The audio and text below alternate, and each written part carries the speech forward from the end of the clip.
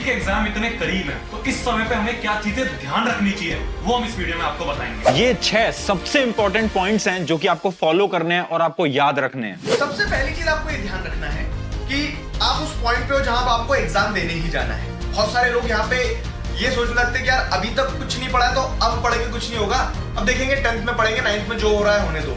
तो the thing is very simple. मैं हमेशा से कहता आया हूं क्या, it's not done until it's done. तो अभी भी जितना समय बचा है ना, तो अपने आप को पुश करना, कोशिश करना कि आप उस समय का मैक्सिमम यूटिलाइजेशन करते हुए बेस्ट से बेस्ट जो हो सकता है वो दो।